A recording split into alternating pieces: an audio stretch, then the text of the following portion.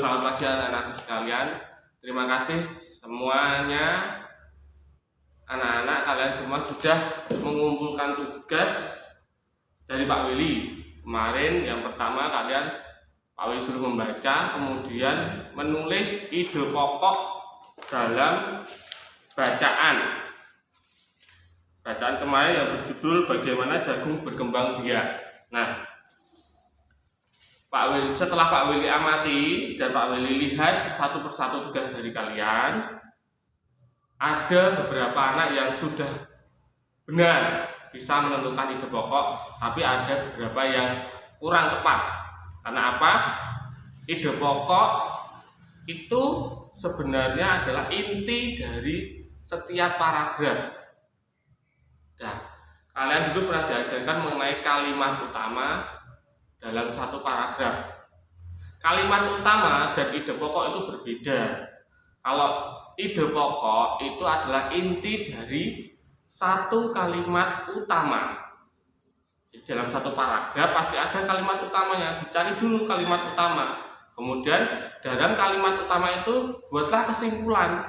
Kalimat ini kesimpulannya apa? Misalkan di paragraf 1.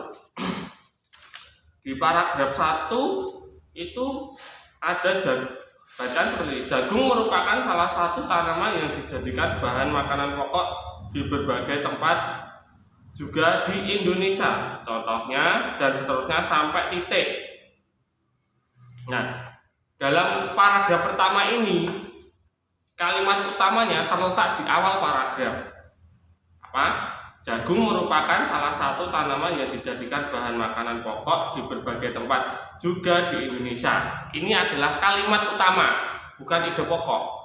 Nah, ide pokoknya kalian ambil dari kalimat ini. Kalimat ini membahas tentang apa? Kalau ditarik ke ide pokok, kalimat utama ditarik ke ide pokok, itu adalah intinya. Jadi tidak terlalu panjang, jangan kamu tulis semuanya. Kalau kamu tulis semuanya bukan ide pokok lagi. Nah, jadi ide pokok dari paragraf pertama ya adalah jagung merupakan makanan pokok, atau jagung adalah salah satu makanan pokok di berbagai tempat. Jangan banyak-banyak, jadi sedikit saja.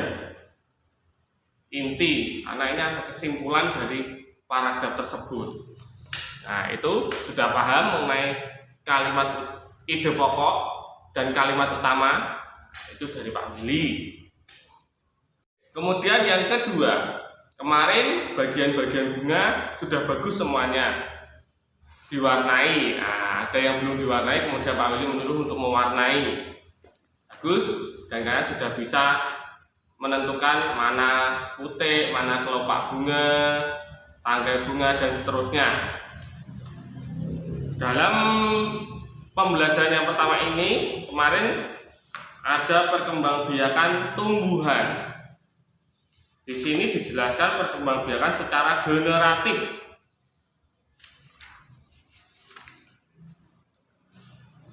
Perkembangbiakan tumbuhan secara generatif itu jika kepala putih dan benang sari itu menempel akan menjadi perkembangbiakan generatif.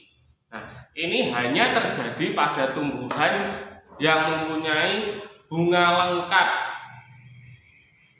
Misalnya bunga sepatu. Bunga sepatu kamu pasti tahu warnanya merah. Itu punya benang sari dan kepala putih. Nah, jadi kalian bisa lihat di Google mengenai perkembangbiakan tumbuhan secara generatif, pasti ada artinya dan semua contoh-contohnya ada tumbuhan. Nah, kalau tumbuhan tidak punya bagian bunga lengkap, dia tidak bisa melakukan perkembangbiakan generatif. Dia melakukan perkembangbiakan vegetatif tanpa penyerbukan. Misalkan tumbuhan yang melakukan perkembangbiakan vegetatif itu tumbuhan pisang. Pisang itu tidak melakukan perkembangbiakan generatif karena dia tidak mempunyai benang sari dan kepala putih pada bunganya. tapi dia berkembang biak secara vegetatif, yaitu melalui tunas dan juga akar tinggal. Nah, itu merupakan salah satu cara perkembangbiakan vegetatif. Coba nanti kamu cari di Google untuk menambah wawasanmu perkembangbiakan vegetatif atau contoh-contoh perkembangbiakan vegetatif, pasti ada di Google. Selanjutnya, hari ini ada pelajaran matematika. Nanti dibimbing oleh Bu Ana. Kita tunggu tugas dari Bu Ana, guru yang baru.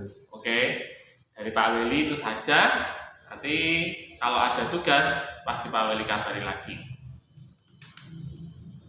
Satu lagi anak-anak, tugas dari Pak Weli kurang satu, yaitu di pembelajaran 1 mengenai IPS. Nah, di IPS kita babnya itu membahas tentang ASEAN. Coba kalian nanti cari, kemudian kalian tulis sebagai catatan di buku tema 1 mengenai ASEAN. Apa saja yang harus kalian catat, kalian kembangkan sendiri ya.